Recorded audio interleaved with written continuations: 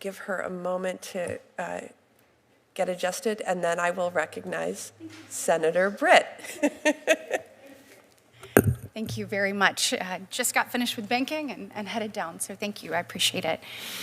Acting Secretary Sue, thank you for being here today. I wanted to begin by expressing my concern about the length of time the Biden administration has allowed the Department of Labor to operate without a Senate-confirmed secretary at the helm.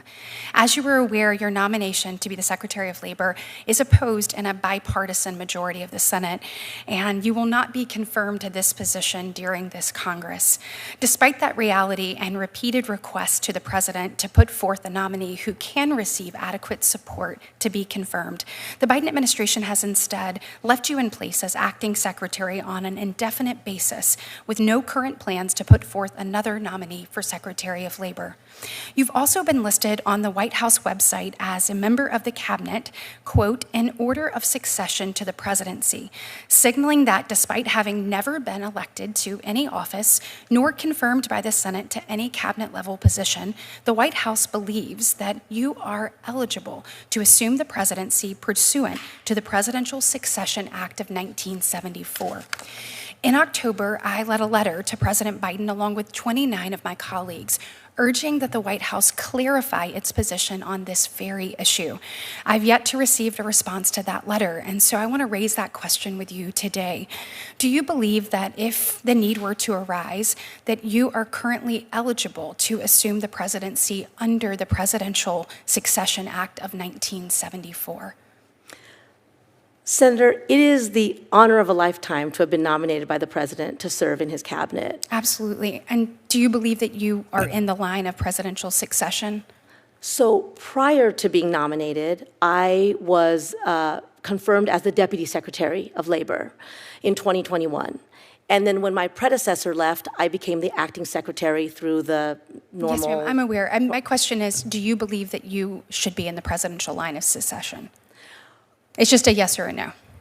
I mean, Senator, I put it this way. I serve at the pleasure of the president. I appreciate his confidence in me. We've spent some time here today talking about the work Absolutely. of the department and the important ways that we are... This is my question is specifically about the presidential line of succession. Do you believe, yes or no, that you should be in that, having not been confirmed to this position by the United States Senate? So just, yes, you believe you should be able to succeed in the presidential line of succession if that were ever to happen, or no, you believe you are not actually in that line of succession? Can I say two things about that, Senator? The first is that well, I actually have a lot of questions I want to get to on this, but I thought that would be a really easy yes or no, and to me it's no. You haven't been confirmed, and therefore should not be in the line of succession. I mean, this is a big deal, and I think that's a simple answer, and unfortunately I didn't get that from you. Like many other of my colleagues, I've been very concerned about a number of rules that have been issued by the Department of Labor during your tenure, starting with the new overtime rule, and I know we've discussed that a bit today. The new rule increases the minimum salary threshold for the executive, administrative, or professional overtime exemption by 65% from the 2019 rule, and increases the minimum salary threshold for a highly compensated employee overtime exemption by 41% from the 2019 rule.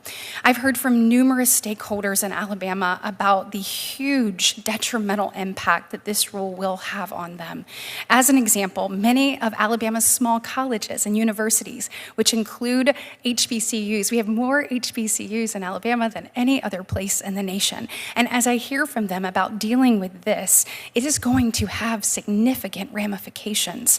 My office has spoken to schools that don't have large budgets or endowments, but are facing hundreds of thousands of dollars in additional costs for the upcoming academic year, having to implement this rule and reevaluate salaries across the board due to this rule's provisions. At the same time, those schools are unable to lock down their incoming freshman classes or fully make informed decisions and budgetary choices about the upcoming academic year. And if you look at that, This rule is obviously having a huge impact in addition to all of those things in small businesses in Alabama. And to me, small businesses are the heartbeat of this country. They're what make main streets go. They're what allow people to achieve the American dream.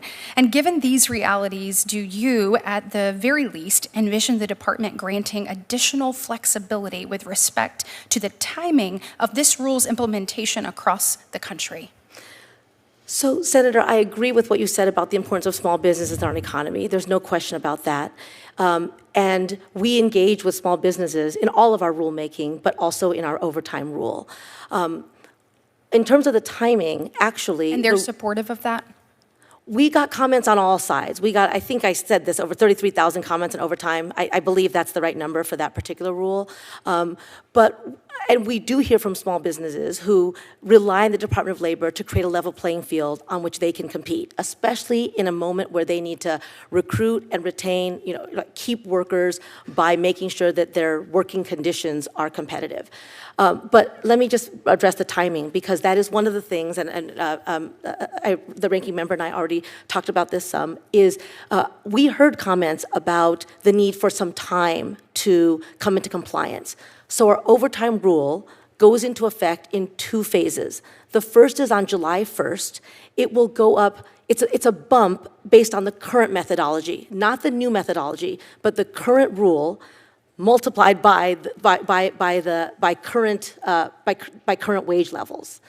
The other bump, the bump of the 35th percentile in the new rule, is going to go into effect on January 1st of 2025.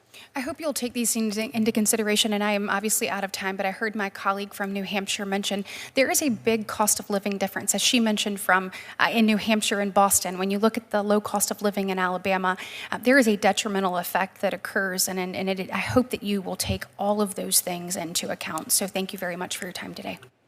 If I could just also say, the way our formula works does take that into account, and I'm happy to follow up if you want to hear more about that.